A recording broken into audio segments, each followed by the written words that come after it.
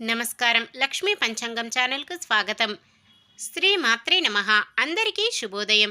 ఈరోజు మనందరికీ అంతా మంచే జరగాలని కోరుకుంటూ ఈరోజు పంచాంగం, ఈరోజు శుభకార్యాలు చేసుకోవచ్చా, ఇంకా ఈరోజు దినఫలాలు మరియు ఈరోజు పండుగ దాని ప్రత్యేకత తెలుసుకుందాం. అలాగే మంచి మాట అపజయాన్ని కఠినమైన శ్రమ ద్వారా తునాతునకలు చేయవచ్చు.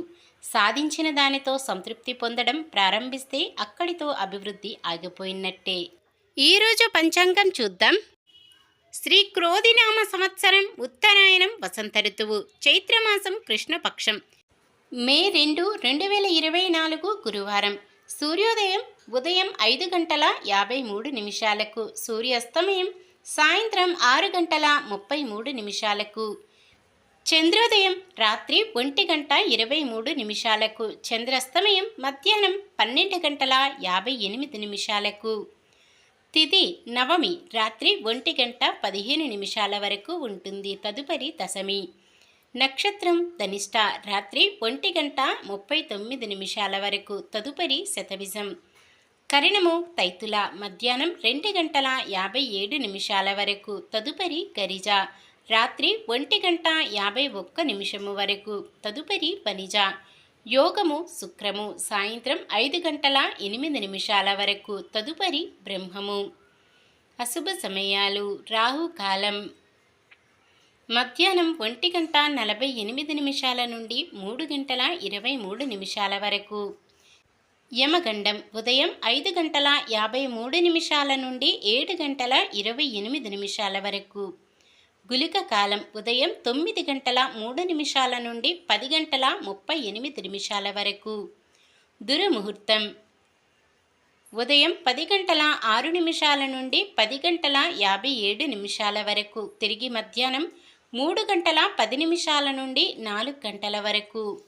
వర్జ్యం ఉదయం 8:30 నుండి 9:59 వరకు.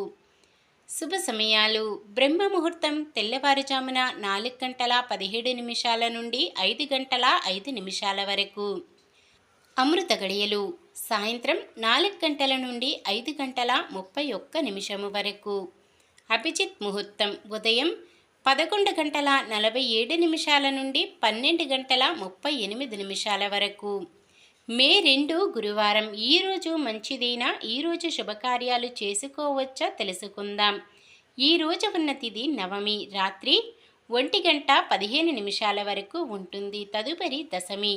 నవమి తిథి రెక్ట తిథి కావున కొన్ని రకాల శుభకార్యాలకు ముహూర్తాలు లేవు. తదుపరి వచ్చే దశమి తిథి శుభకార్యాలకు అనుకూలమైనది. ఈరోజు ముహూర్తాలు కొన్నిసార్లు తిథుల ప్రకారం ఎలా ఉన్నప్పటికీ అద్భుతమైన నక్షత్రాలు ఉన్నప్పుడు ముహూర్తాలు ఉంటాయి. అలాగే ఈరోజు శ్రవణ నక్షత్రం ఉన్న సమయంలో నామకరణం చేయడానికి ముహూర్తము మొదలయ్యింది. నామకరణ ముహూర్తము శుక్రవారం రాత్రి 1:48 వరకు ఉంటుంది. అంటే ఈ రోజంతా ఉంటుంది. ఎటువంటి దుర్ముహూర్తం వర్జ్యం లేని సమయం చూసుకొని చేసుకోవచ్చు.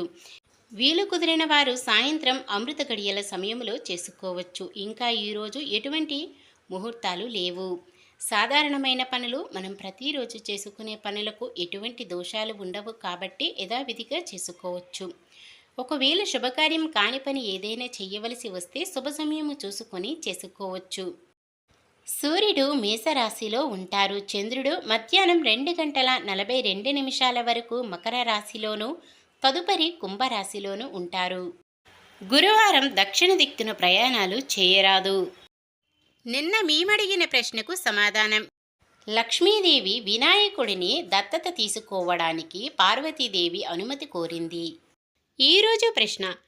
దూర్వాస మహర్షి శివుడికి భూలోకంలో ఎలా పూజలందుకోవాలని శాపం ఇచ్చెను? శివలింగం పూజ, విగ్రహం పూజ, బండరాయిగా పూజ, మట్టి విగ్రహ పూజ? మీ సమాధానాన్ని కామెంట్లో తెలపండి.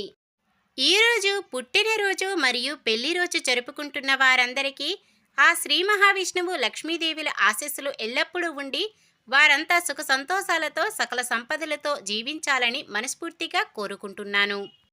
ఈరోజు మన దినఫలాలు ఎలా ఉన్నాయో తెలుసుకుందాం. మేషరాశి ఎంతో కాలంగా ఎదురుచూస్తున్న ఉద్యోగ అవకాశాలు లభిస్తాయి.